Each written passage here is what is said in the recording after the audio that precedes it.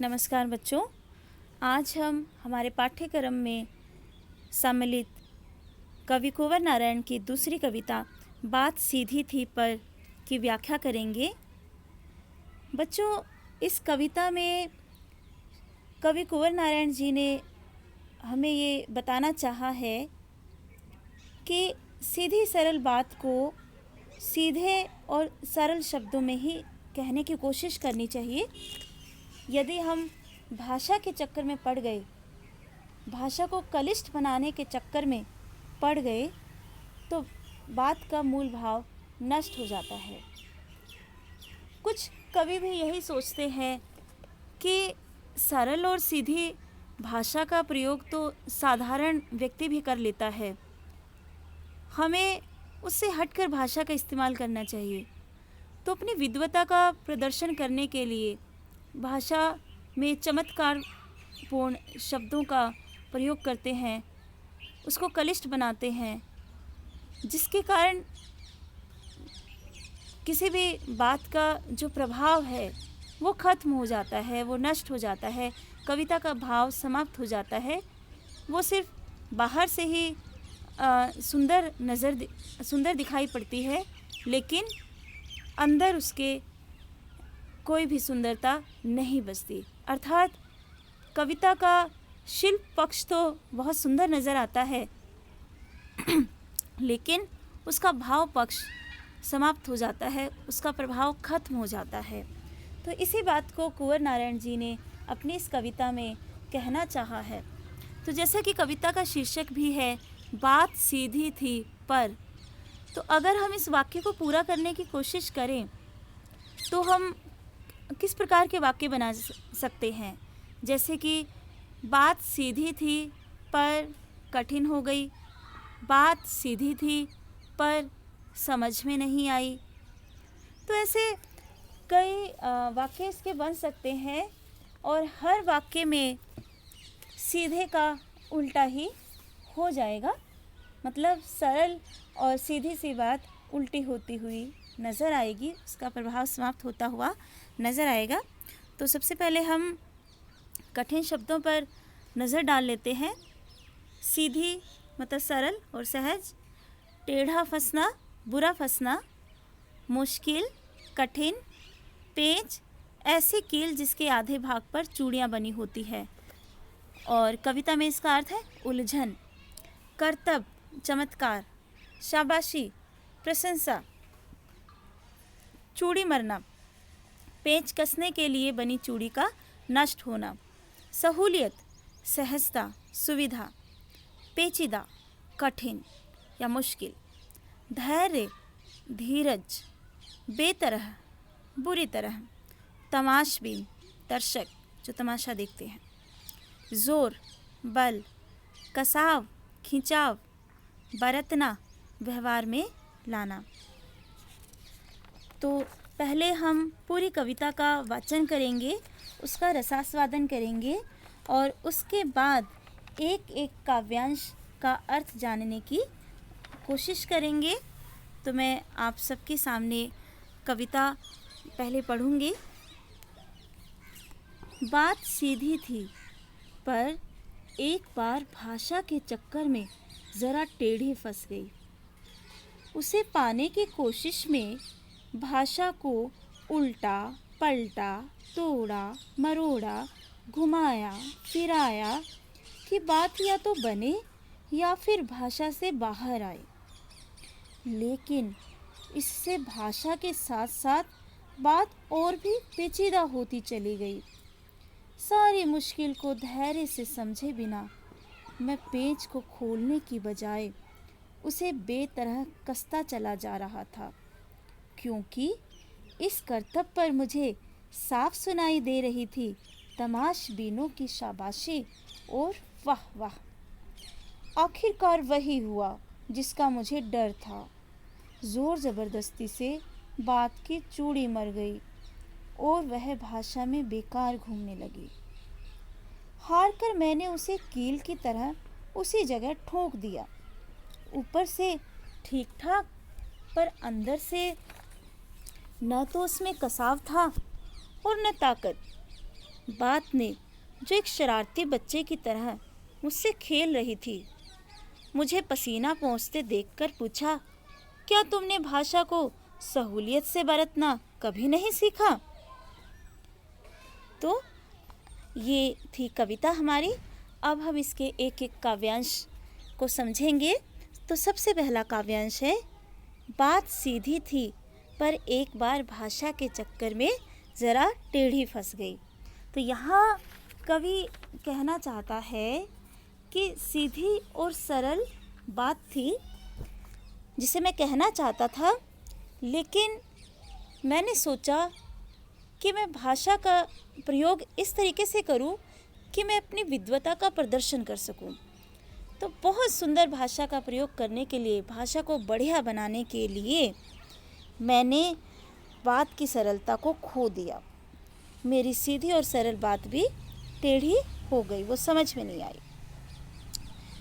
उसे पाने की कोशिश में भाषा को उल्टा पलटा, तोड़ा मरोड़ा, घुमाया फिराया कि बात या तो बने या फिर भाषा से बाहर आए। बहुत ज़्यादा क्लिष्ट शब्दों के प्रयोग के कारण, बहुत ज़्यादा अलंकारिक भाषा का प्रयोग करने के कारण बात की सरलता नष्ट हो जाती है, उसका अर्थ समझ में नहीं आता। और उसे सरल बनाने के लिए भाषा को उल्टा पलटा, मतलब कई शब्दों को इधर उधर बदल कर देखा, वाक्यों को बदल कर देखा, कई शब्दों को तो काटा छांटा, तोड़ा मरोड़ा, घुमाया कि बात जो है वो सरल हो जाए, जो कवि कहना चाहता है वो आसानी से समझ में आ जाए। लेकिन ऐसा कुछ भी नहीं हुआ। ऐसा करने की कोशिश में भाषा और भी अधिक जटिल होती गई, और भी ज़्यादा मुश्किल हो गई।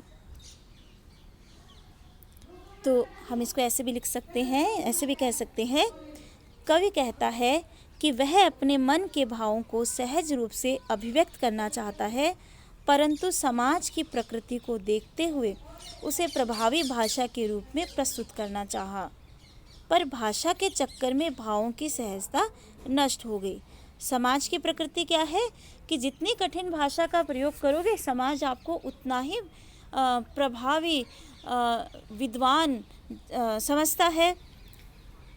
कवि कहता है कि मैंने मूल बात को कहने के लिए शब्दों, वाक्यांशों, वाक्यों आदि को बदला, फिर उसके रूप को बदला तथा शब्दों को उलट पुलट कर प्रयोग किया। कवि ने कोशिश की कि या तो इस प्रयोग से उसका काम बच जाए या फिर वह भाषा के उलट फेर के जंजाल से मुक्त हो सके, परंतु कवि को कोई भी सफलता नहीं मिली। उसकी भाषा के साथ साथ कथ्य भी जटिल होता चला गया, मतलब कोई भी इसका काम नहीं बना। ना तो उसका भाव ही स्पष्ट हो पाया और ना ही जो कठिन भाषा कवि ने प्रयोग किया था जिसका, वो भी सरल नहीं हो पाई, उसमें भी सरलता नहीं आई। तो शिव सौंदर्य इसका क्या होगा?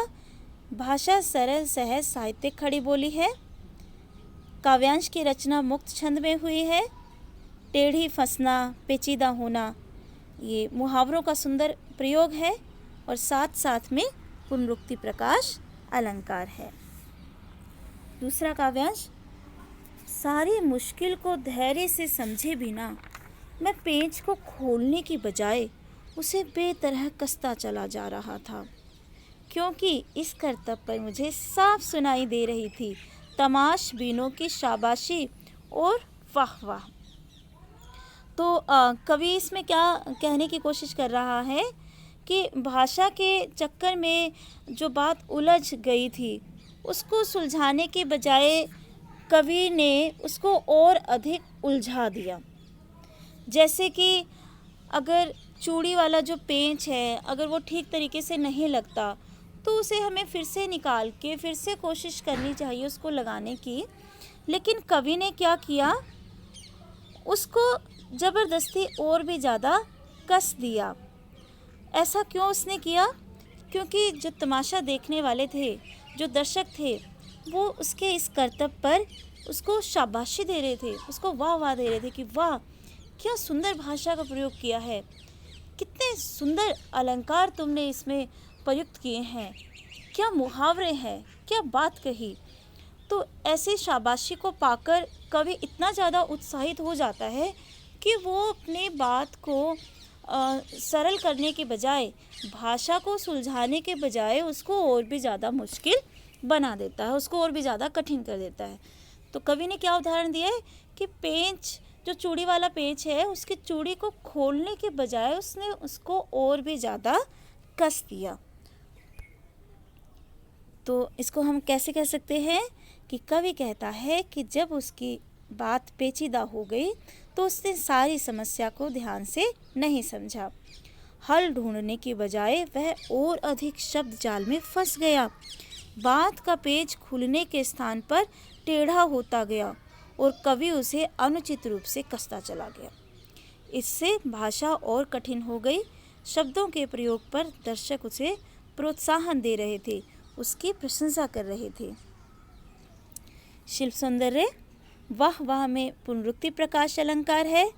पेंच कसने के बिंब से कवि का कथ्य प्रभावी बना। तो यहाँ पे जैसे बात की जाए कि पेंच को कसने की, तो एक दृश्य सा हमारे सामने साकार हो जाता है।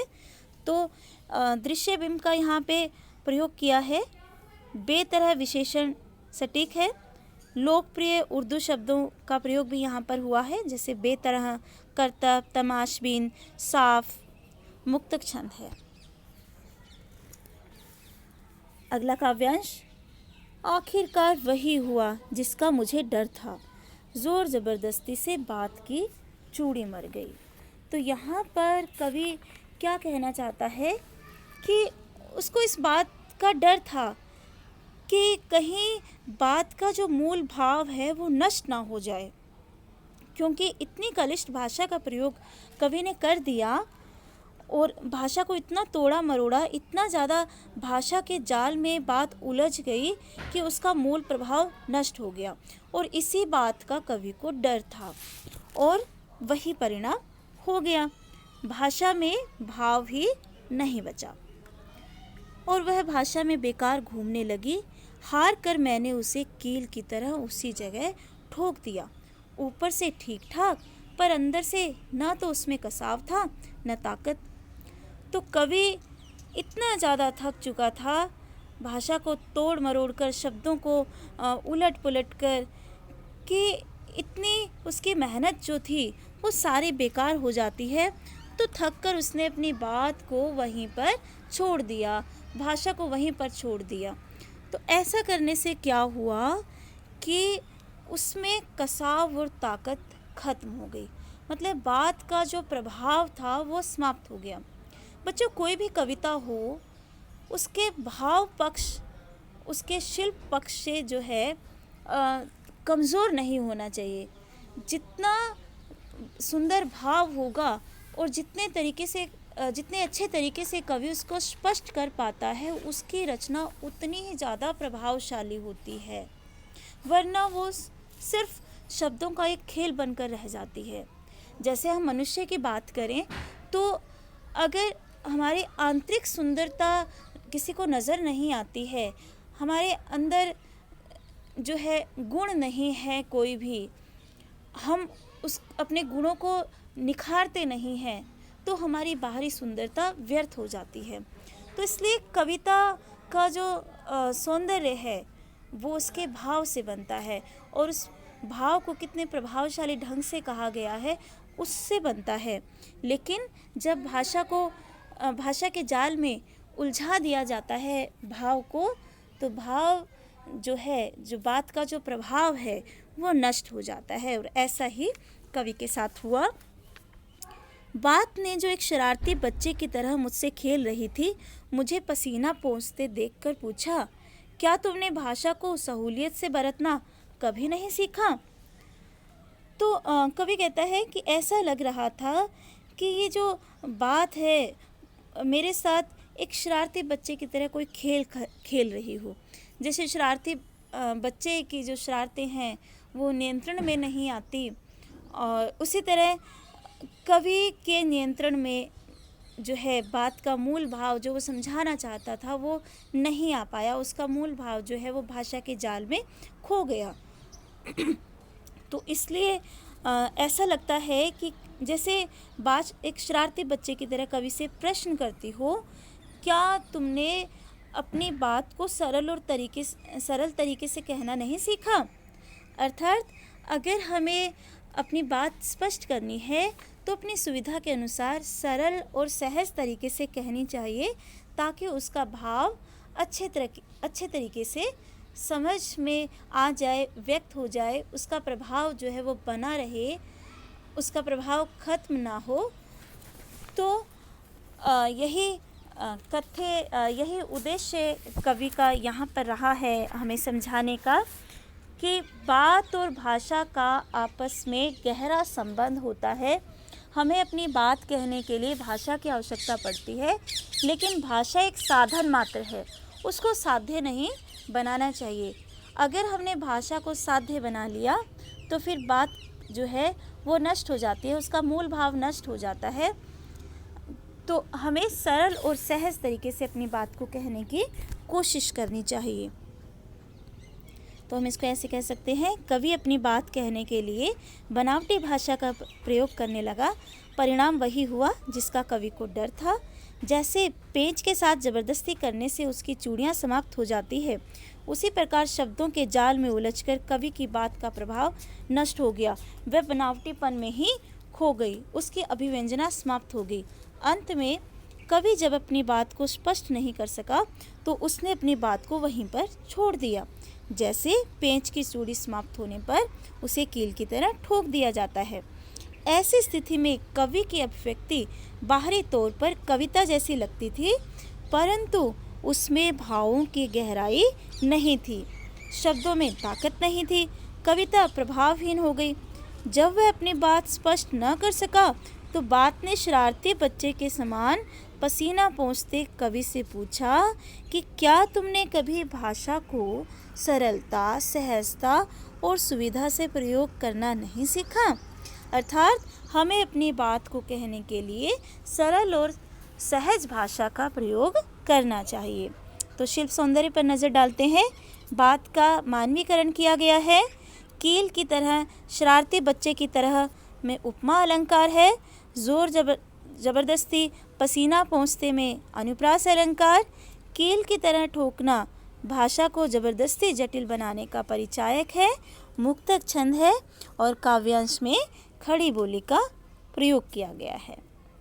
तो बच्चों, आशा करते हैं कि आपको ये कविता समझ में आई होगी और ये भी समझ में आया होगा कि हमें अपनी बात को सरल और सहज तरीके से कहना चाहिए, उसको भाषा के जाल में नहीं उलझाना चाहिए। तो आज का गृह कार्य है, बात से जुड़े कई मुहावरे प्रचलित हैं, कुछ मुहावरों का वाक्य में प्रयोग करते हुए लिखें। धन्यवाद।